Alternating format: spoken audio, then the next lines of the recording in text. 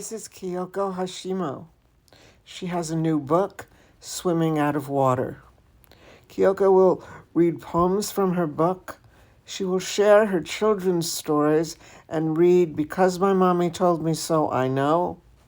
Kyoko will also share paintings from her collection, Mother Tongue. Kyoko is a mother, a poet, a teacher, and an artist. That's a lot.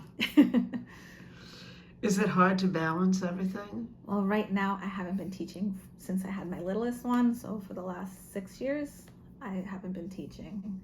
I was in a car accident a few years ago. It was a head-on collision, so injured. I had to go to rehab for a little bit because even now I still have it, like bulging discs and stuff now from it.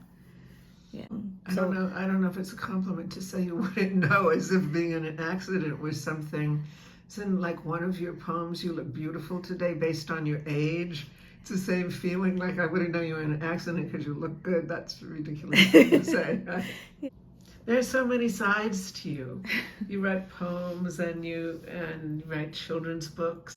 Yeah, I prioritize that time because it's important to me, so even when I was working full time, I made sure I blocked out time to create because it's just part of who I am, so my downtime and my way of relaxing is doing artwork and making poetry. I read a lot of poems in Swimming Out of Water, and they are related to your life. And I think you said you've been at 6 years of 6 years of your life. This book is the last 6 years of poetry that I've been writing. They're in response to things that happen, either that I'm watching in the news. Sometimes I join workshops, so sometimes it's going on a prompt from the workshop. So it's a combination of things. Did the poems come to you, or did you think, well, this happened to me, I'll write a poem about it? It's never intentionally I'm going to sit down and write a poem unless I do the workshops. Oh, right. Okay. Because then you're going, you're getting the prompts to write the workshop. But when I write, I could be walking and I'm like, it's just an idea comes to me, Okay. and then I'll start writing while I'm walking. Oh. Yeah, so I write a lot of things, and a lot of them people tell me it's not good to do. A lot of these are just first drafts of writing, and people are like, you should really go in, and I don't do that until months later. I'll go in months later and then change things up. But certain times, like if I watch something news, especially in the beginning, you'll see a lot of stuff were in response to Trump stuff, because that really got me like riled up, Yeah.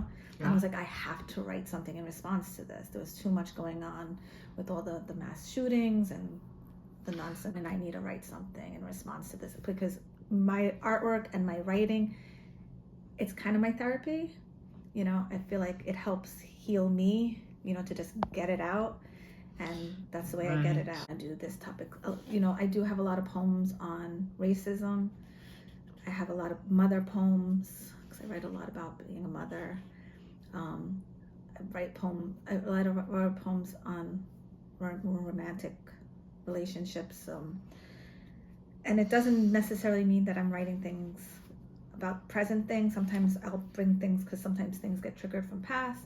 I do write a lot about my rape, so that gets intertwined into things a lot because things, like I said, trigger emotions. It could be watching a movie and I'm like, I gotta stop, just gotta get this out of me, and so I'll stop and I'll write.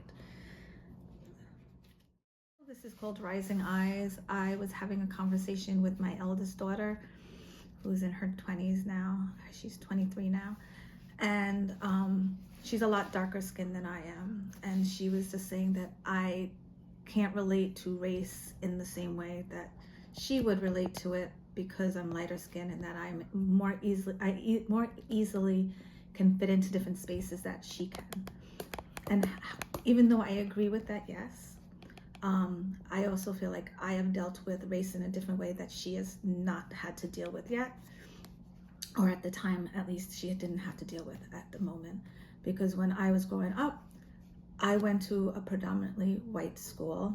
I was one of 2 Black kids in my class. I was bused into the school. She didn't have to deal with that type of stuff. So I grew up in the era where people were using the N-word, and it was kind of normal. My second grade teacher was very, very, very, very racist,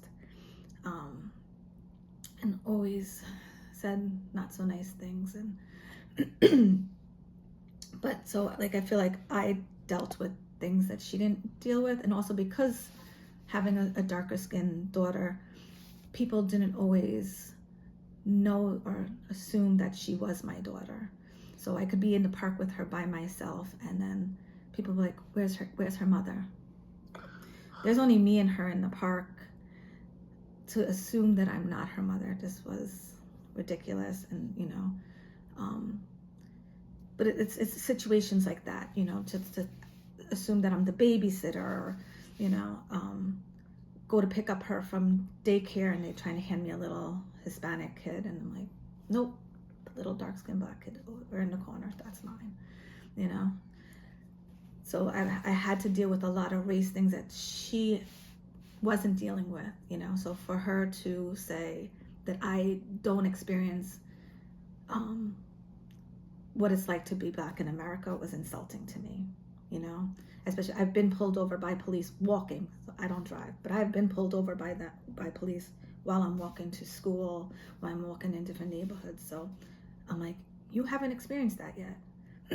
So yes, your skin is darker, and you will face the things that I will not face, because yes, I can fit into some spaces, because I fit into some spaces, because people never can guess what race I am. But I was insulted by what she said. So this poem is in response to what she said to me. It's my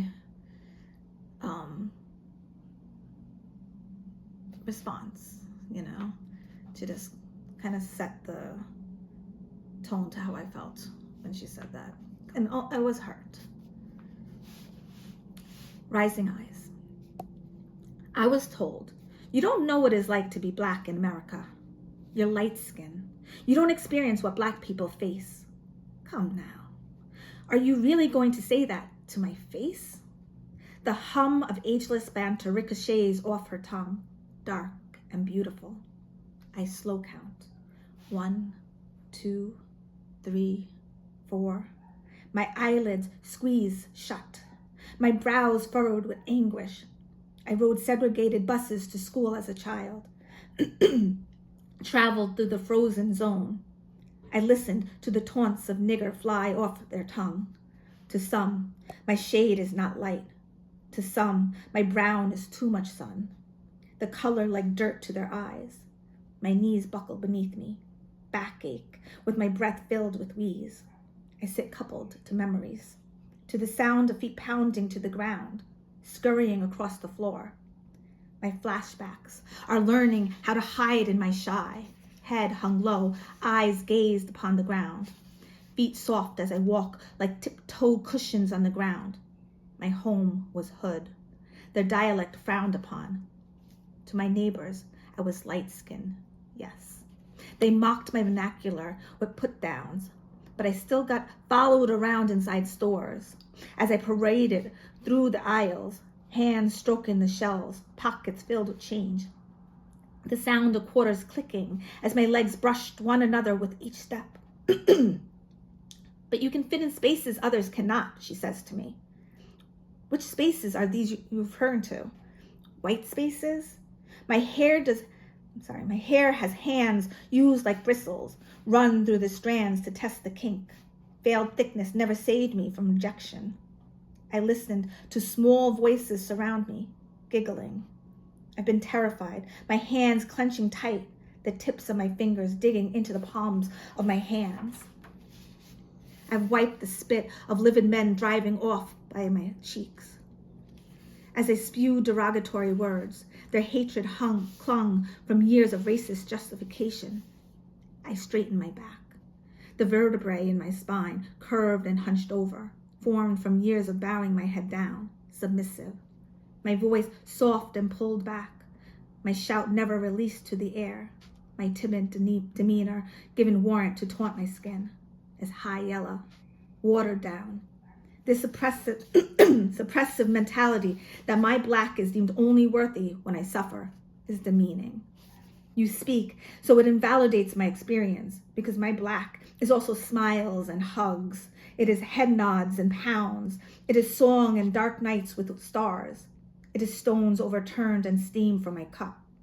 I've been ostracized my entire life for being too light and too Black all at the same time. Forgive me if I take great offense to this boxing in of how I define myself. I see me. My eyes gloss over the melanin. I never asked to be, and America has labeled me. I am Black. I see me. Why don't you acknowledge me? My narrative hinders what society wants as Black. Mixed blood. And every experience I engage in every day is a Black experience. Despite you not categorizing it as such, I am still Black. I am Black. I do not need to prove my Black. I live Black every day. Black is not defined by racist interactions.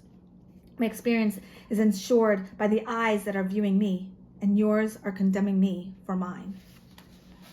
This is Rhoda Pierce for the Storyteller's Lounge. Stay tuned. There's more coming up. More poems, Kyoko's children's book, Because My Mommy Told Me So I Know, and paintings from her collection, Mother Tongue. This has been part 1. Thanks for watching.